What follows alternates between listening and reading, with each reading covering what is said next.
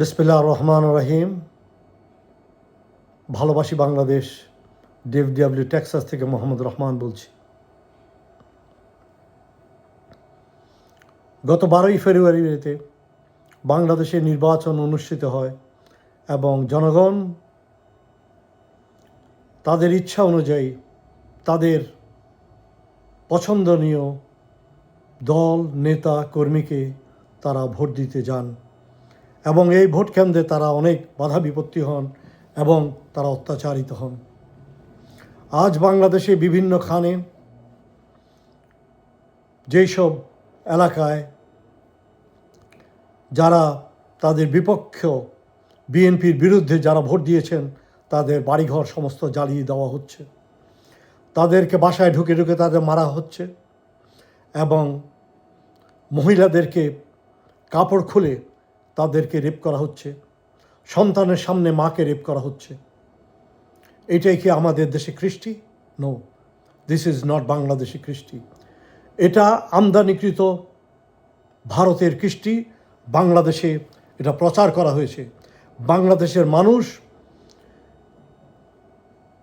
দল নির্বিশেষে তারা সারা জীবন দেখে আসছে অপোজিশন পার্টিকে তারা সহ্য করেছে, কিন্তু বাংলাদেশে এখন এক দল আরেক দলের বিরুদ্ধে ভোট দিলে আওয়ামী লীগ আমল থেকে এখন দেখা যাচ্ছে তারা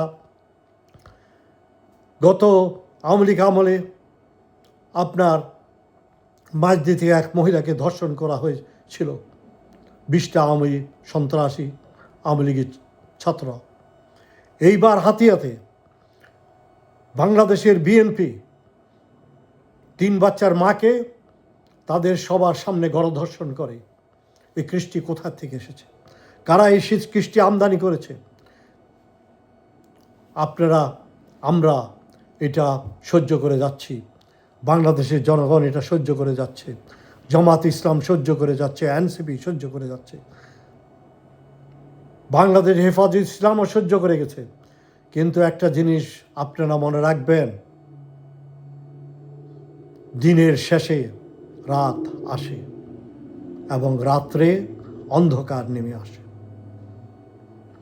আপনারা যাদের বাড়িঘর জ্বালিয়েছেন, আপনারা তাদের সবার ঠিকানা, তাদের আইডেন্টিটি, তাদের চরিত্র, তাদের সব কিছুই বুঝেন। আপনারা ভালো করেই জানেন আপনারা যাদেরকে ধর্ষণ করেছেন আপনাদেরও মা, বোন, বাচ্চা আছে। কিন্তু আপনারা মনে করবেন না আমরা যেই দিন ফিরে আসবো সেই দিন আপনাদের মা বোনকে আমরা রেপ করবো। নো, আমরা তাদেরকে আমাদের বোন, মা হিসাবে আমরা সম্মান করব। কিন্তু মনে রাখবেন, ইউ আর আইডেন্টিফাইড। আপনাকে চিহ্নিত করা হয়েছে টুডে অর টুমরো।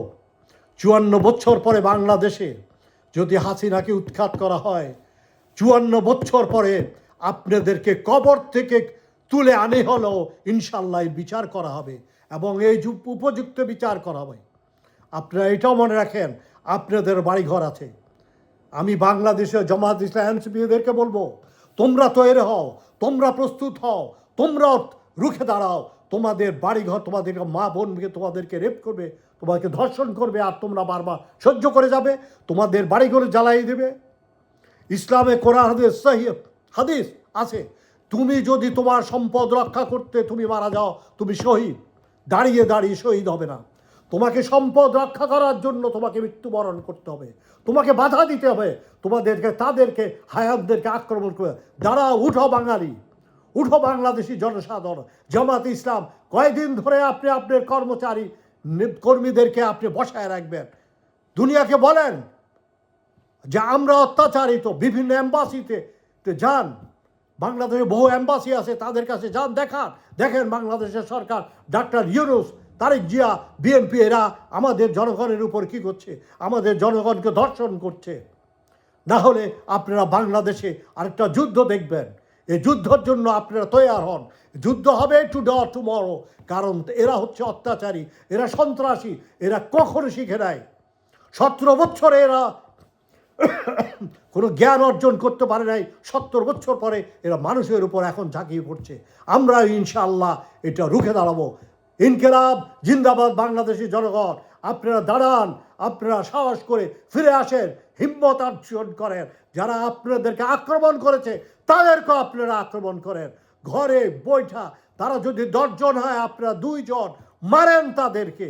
দেখেছেন আপনার ফরিদপুরে এক বাঙালি বিদেশ থেকে এসেছে, তার বাড়িতে 7-8 জন দাগ কুড়াল নিয়ে তাকে আক্রমণ করতে গেছে, কিন্তু সে একটা দা নিয়ে ওদের উপর ঝাঁপিয়ে পড়ে এবং ওদের সবাইকে আহত করে এবং তারা পালিয়ে যায়।